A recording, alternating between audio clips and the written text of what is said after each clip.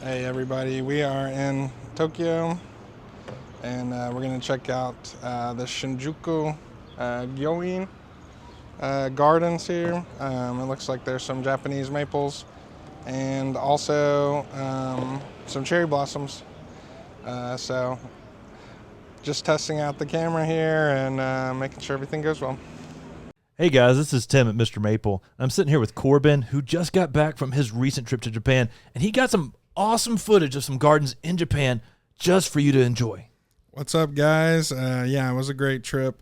Glad to be back home, but I definitely learned a lot. This is a little map about what the gardens looks like, and it's a pretty historic garden, very well known in the area. I was doing a little bit of research, very light research. I think this garden might have started back in the 1600s. Oh my goodness.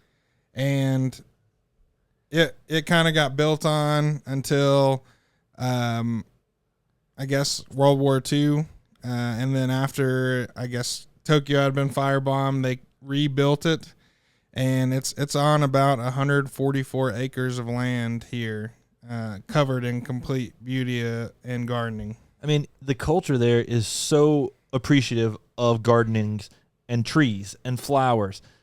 And I mean, it is so beautiful. You walk in there and you just see some of the most amazing gardens you've ever seen. What was it like going to Japan and seeing some of this, a love for gardening that just seems just on like cloud nine?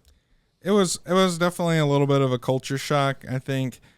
In America, obviously, in big cities, we try to do plantings of certain plants, but most of the time, I think we're thinking about, will this survive with minimal effort involved? And in Japan, I mean, every ginkgo tree that's on the side of the street is pruned heavily to have a certain shape. Every azalea bush that's planted is pruned a certain way. And it's just such a care to even the smallest details in the city that really just kind of pulled me in. But I was there around, I guess, maybe the start of the second kind of cherry blossom. I guess they call it waves or kind of phases.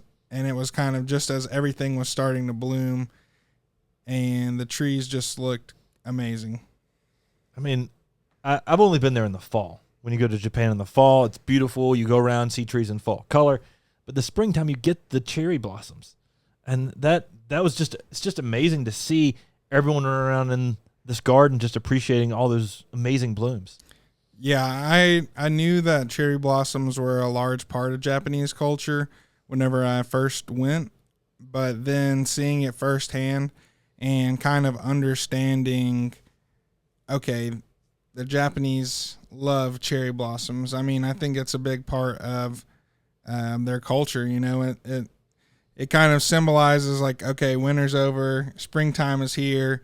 A new beginning. Yes, a new beginning. Everybody get outside and view these cherry trees.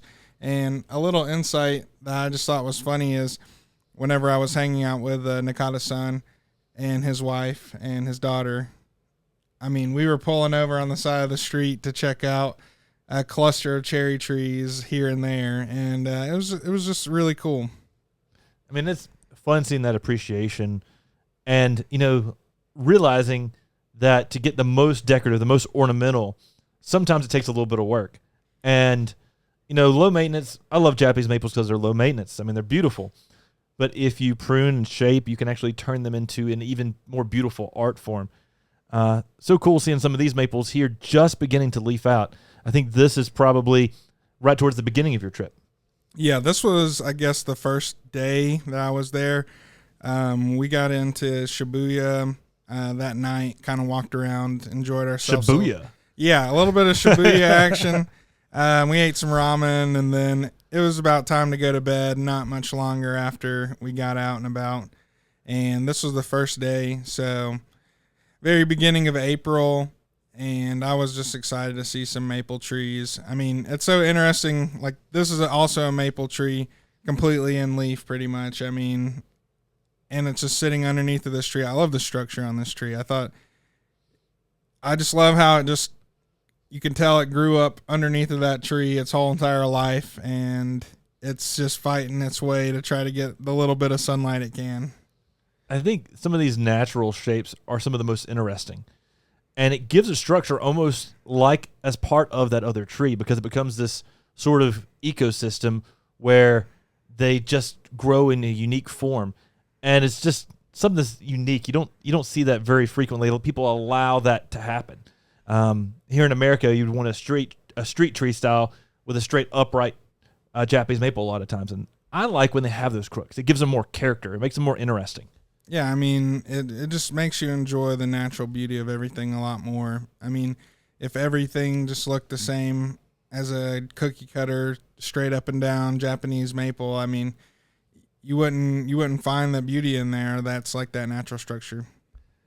And the age of some of these trees is amazing. You wouldn't believe how old some of these Japanese maples are, because they're in the ground and they've been there for quite a while. We're talking, I mean, I'm just looking at some of these trees here from the camera side. Minimum 30 years. You know, that one tree up there above those people, I mean, we're talking 100 years plus. Yeah, it's so awesome. I think it definitely was an interesting thing to kind of learn that it got firebombed in World War II and everything kind of got burned down.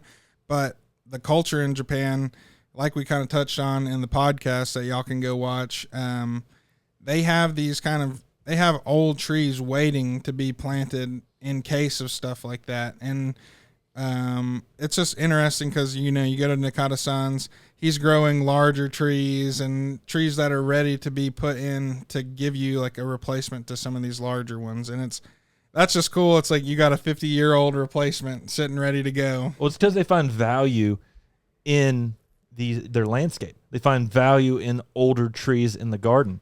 And I think we need more of that here in the United States. People enjoy larger trees, enjoy their landscape, but there's not the value that people put on it as much as they do in Japan. And I think the more people get to appreciate some larger trees here and larger specimens, I think the more people are going to appreciate it here as well. Yeah, it definitely gave me a different perspective on landscaping while I was out there in Japan, because obviously from a foreign perspective, it's something exotic, it's something flashy and beautiful, but to them it's just their natural landscape, which, it made me be like, well, I can appreciate both, because they have American dogwoods everywhere in Japan too. So it's like this beautiful play between enjoying just the natural beauty and also having something flashy in there every once in a while too. I know when one of our friends visited here in the United States from Australia, he said, "Look at all those tulip poplars. Do you know how much money you have there just growing in the woods?" It's like, that's our natural landscape. And I mean, it's kind of hard to appreciate what you're in and the beauty that you have right in your backyard when you're in it. But then you go somewhere like this and see someone else's backyard and you're like, man, look how beautiful this is. Definitely. I mean, it gave me going to Japan fueled my hunger for knowledge, I'll say, about horticulture, about the biology of the trees, about the ecosystems that take place even in the garden or out in the landscape. And that's something I think will just profoundly affect me. And I'm sure you've had the same sort of thoughts about whenever you went to Japan. But it's just something so amazing. And like you said, if you see somebody else's backyard, sometimes it makes you appreciate yours a little bit more. And when you're looking through here at some of these Japanese maples, you're like, oh, these trees might not be pruned. A lot of these trees are pruned in this garden, but they're pruned so that every branch can get sunlight. That's often a very normal practice in Japan, is pruning trees so they can actually, every leaf and every branch gets sunlight. And it's a very unique method that just gives a very open appearance to their Japanese maples. Yeah, that's something that was just so awesome to me too, is obviously we prune one way in America and they prune a certain way in Japan, and we try to emulate that because we're using, I guess, that material from Japan, those trees from Japan. but there's things we have to do differently in America or stylistically that we enjoy a little bit more than maybe that naturalistic pruning style. But it was just awesome to see that after hearing so much about it, hearing so much about how they plant trees towards the sun or lean them. They don't like trees straight up and down, they put them on an angle, and to see that in action in an actual garden was just awesome. I love that this garden has a mixture of maples and cherries. If it was just cherries, I don't know if I'd love it as much because I'm not as fan of the cherries as it gets later on in the season. But the fact that you can put both of them together, you can get the spring flush of the maples with these cherry blossoms out there, gives it some of like a coming of the season type feel. I know this isn't Winnow Park, but it sort of reminds me of that idea of the cherry blossoms just being one of the focal points, but they also put the maples in there, which just takes it over the top. Yeah, to see these pillars of Japanese gardening with the Yoshino Sakurai and mixed with the pine trees and the maples. I mean, these are you realize how fundamental these things are to Japanese gardening in a whole. You have the maples that give you the spring and the fall interest. You have the cherries that are going to be going crazy during the early springtime. But then you have the conifers that are the bones of your garden that give you a splash of red or a splash of green, depending on what kind of conifers you're using, or a splash of blue, and just really hold the garden together. I think this is one of the things that we don't do enough of is make a garden a space that you can go out and enjoy. You see this guy just sitting here relaxing, looking out at the pond, looking at the cherry trees, looking at the maples in the background.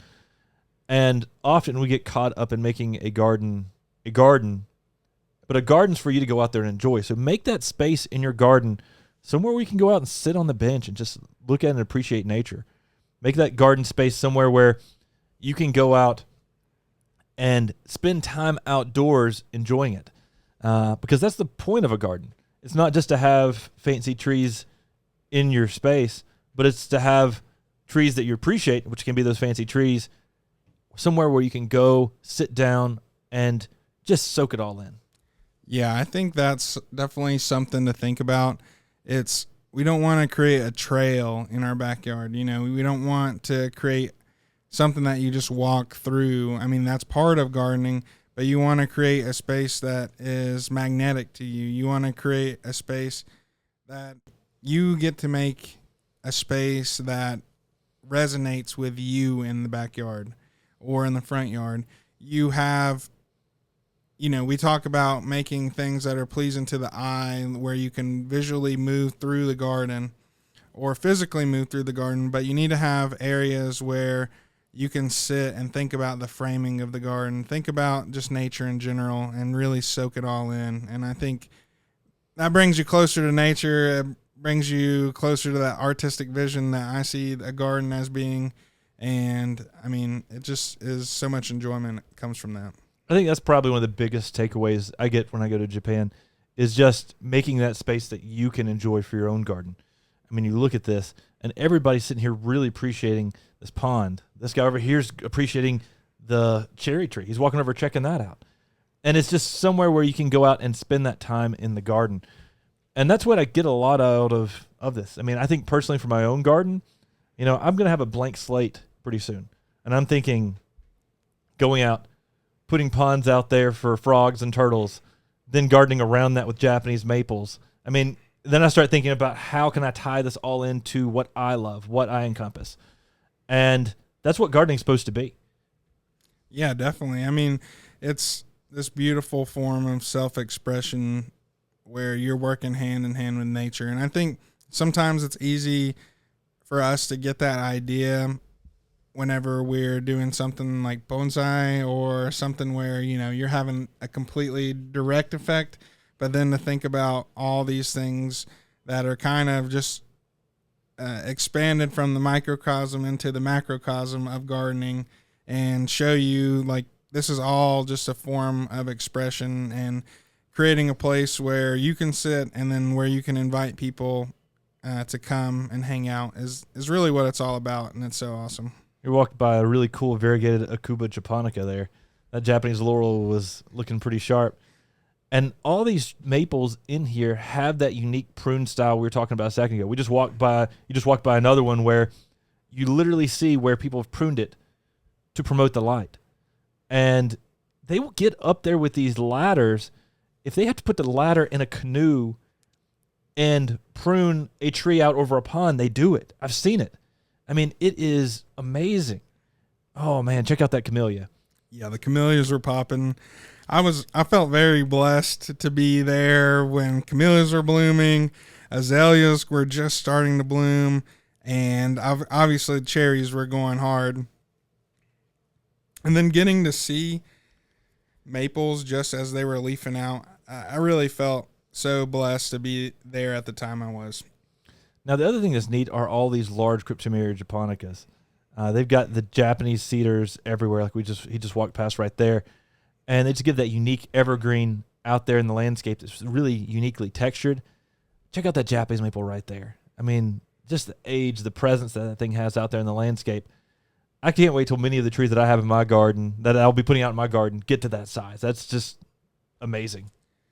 Yeah, I think it's so amazing, and to be able to watch this place come into fruition, I mean, it would have been so amazing, just everything slowly coming together. Watching the garden fill out around this kind of reflection pond would have been so amazing. But right there, I believe that is one of the only buildings that was left after World War II. I believe it was like a Taiwan like tea house or something like that. I love the reflection ponds, especially in the fall when you can capture the fall color, just reflecting off of the pond itself. You can get some really interesting photos out there. But also, if you're just like going out there and sitting out there, it's just like that next level, just relaxation. Definitely. I gained such an appreciation for red pines while I was out in Japan. I love black pines, I love white pines, but the red pines, Pinus densiflora. Yes, yeah. Pinus densiflora, Japanese red pine it's just such an amazing tree because you get the hardiness, the strength of, those Japanese pines. They're very hardy. Especially black and red pines are so hardy.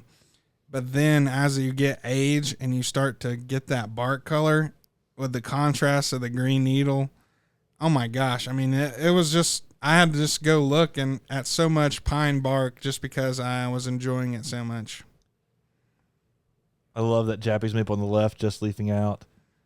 And then it's interesting because that building in the background almost gives you a vertical interest in the garden to just draw your eye all the way across the garden. I never thought about a building itself being a vertical interest in a garden. Pretty unique for a city. Yeah, I think it was just so cool how you walked into this garden knowing that literally one of the largest cities in the world is surrounding you, but you don't hear much noise. You might see a plane or something. And I've had similar experiences in New York, but I think the way that this garden kind of uses the skyline as part of the garden was just really, really crazy. And then, yeah, a heron flying through. This was kind of fun. This beautiful heron just kind of landed right as soon as, I'd made my way over here. And you can see everybody's like, oh, okay, we got to go get some photos of this now. You think of herons in Japanese culture, you think about like the origami, you think about every type of, thing you've ever seen made from that direction has like a heron on it. So pretty cool, pretty awesome, especially seeing that out there in this garden. Yeah, it was. I love how the cherry blossoms just kind of float on top of the pond as well and just kind of make this sheet of flowers across the pond. It's pretty awesome.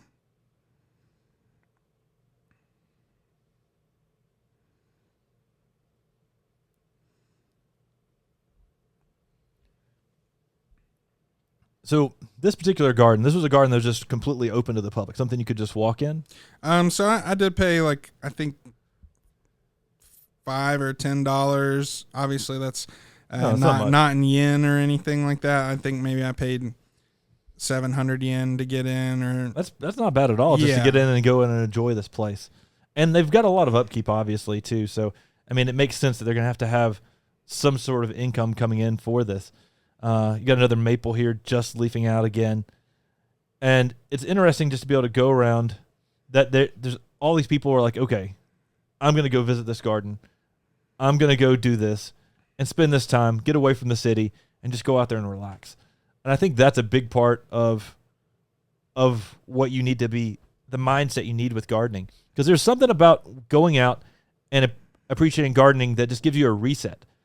It gives you a time to just clear your mind and just, get out of the business of life and just sit there and appreciate what God has made. Yeah, I agree. I think having that ability to go somewhere, no time limit, no pressure of outside forces. Sometimes, I'll admit it. Sometimes I don't like going to a garden with other people. Sometimes I like going just by myself because I'm somebody who gets wrapped up in thinking about what other people are doing sometimes. So whenever I go out by myself or I split up from my group, and I can just go out and let my eyes kind of guide me through a garden. And I think that's kind of what this demonstrates, this footage, because it's like you might be able to tell I have some ADHD just because, I mean, I'm looking at everything. I have a hard time staying a little focused on stuff, but I think that's the beauty of a garden too, is there's so many things to focus on. There's so many things that want your attention. And to just kind of walk through and just let that kind of take over is just something that's beautiful to me. One thing that's also been shocking to me is you haven't seen you walk by many trash cans. There's not a lot of trash cans when you go to Japan. Like, everywhere is so clean, so beautiful, and people respect the land. They respect, and they don't throw a lot of trash down on the ground, which is really impressive. Even in the bigger cities, everywhere I go, very clean. And again, it's just adding to that respect and value they place on the land itself. Definitely. And guys, I would definitely recommend going out and checking out Japan. But if you can't do that, go find a garden near you to go check out. Enjoy some of the trees, because I guarantee you're going to see some Japanese maples there. Take care. God bless. And have a great day.